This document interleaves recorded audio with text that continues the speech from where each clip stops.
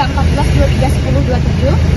Saya Satria Hidayatullah dengan NPM 2314 231009. Saya Lia Aprilia dengan NPM 2314 231007. Saya Yusira Sukmadewi dengan NPM 2314 231005. Saya Agita Sulanyadi dengan NPM 2314 231003. Baiklah, mari kita simak penjelasan dari kami.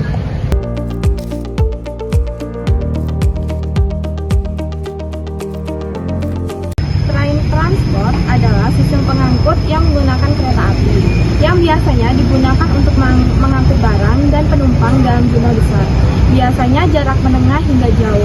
Kelebihan dari train transport sendiri adalah efisien energi, kapasitas besar, ramah lingkungan, serta stabilitas biaya.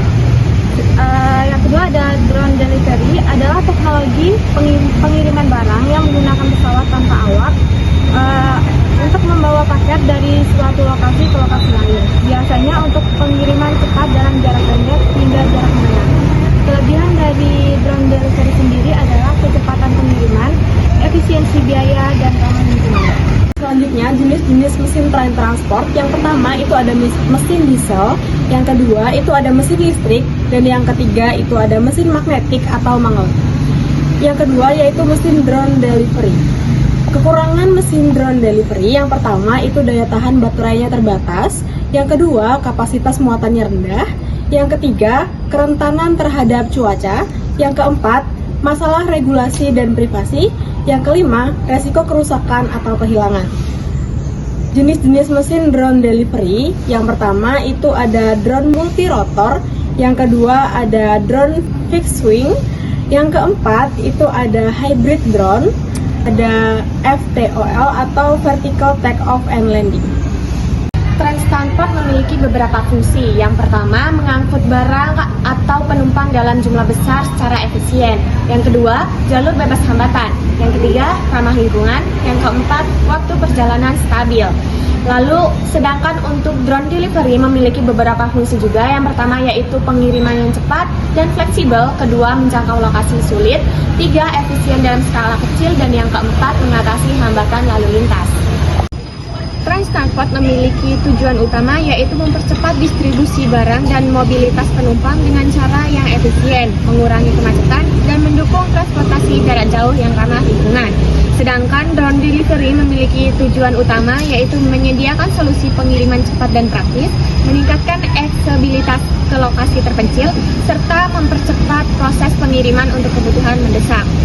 Baik, mekanisme kerja alat train transport yaitu dengan menggunakan sumber energi listrik dan diesel. Kemudian lokomotif menarik dan mendorong gerbang melalui roda yang bergerakkan. Roda bergerak di atas rel dengan gesekan yang rendah. Sedangkan mekanisme kerja drone delivery yaitu dengan menentukan rute menggunakan GPS. Barang ditempatkan di wadah khusus pada drone. Drone dilepas landas secara vertikal. Kemudian penurunan barang itu dapat dilakukan dengan cara drone itu didaratkan atau dengan kabel dan dilengkapi dengan kamera untuk memverifikasi si penerima.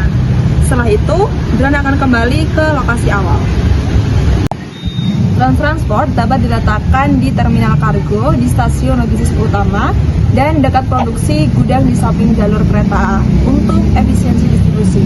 Sedangkan drone delivery itu dapat diletakkan di gudang pusat untuk pengisian dan perawatan, dan dekat target titik peluncuran di mana lokasi strategis. Hal menarik dari drone delivery ialah hasil survei terhadap 45 orang menunjukkan 80% di antara mereka selalu membawa barang, baik ringan ataupun berat. Hal ini memiliki keterbatasan jika mereka memerlukan barang penting secara mendadak. Mereka setuju jika diberikan solusi alternatif terkait permasalahan ini. Drone dapat menjadi solusi alternatif untuk membawa barang dengan mudah, efisien, dan tidak menimbulkan polusi udara. Drone dapat mengurangi biaya logistik hingga 30%, mengurangi waktu pengiriman, mengurangi jumlah sumber daya manusia yang terlibat, merevolusi industri logistik, menawarkan solusi yang lebih cepat, lebih efisien, dan lebih fleksibel, serta jika dikembangkan lebih lanjut, ia akan dapat memuat manusia dalam skala besar sehingga mempermudah jika ada orang yang sakit.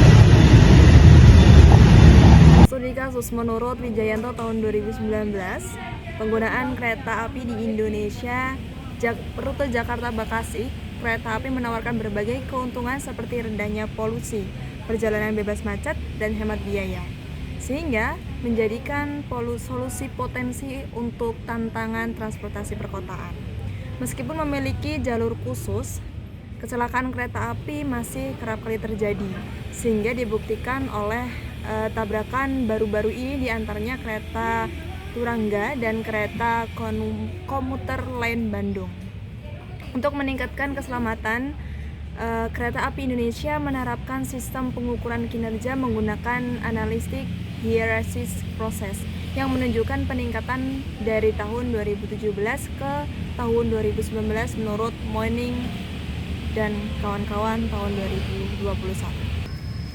Sedangkan studi kasus pada drone menawarkan keuntungan dalam hal kecepatan, efektivitas biaya, dan dampak lingkungan dibandingkan dengan metode pengiriman tradisional menurut Yo dan kawan-kawan tahun 2018. Namun, kendalanya dapat dipengaruhi oleh faktor-faktor seperti kondisi meteorologi dan keterbatasan jangkauan menurut Gillig dan kawan-kawan tahun 2021. Penelitian studi kasus kelayakan di Rotterdam telah menunjukkan bahwa pengiriman drone dapat meningkatkan logistik jarak dekat, mengurangi emisi karbon dioksida, waktu layanan, dan biaya pengiriman di wilayah perkotaan menurut Zubin dan kawan-kawan tahun 2020. Sekian video dari kami, semoga bermanfaat.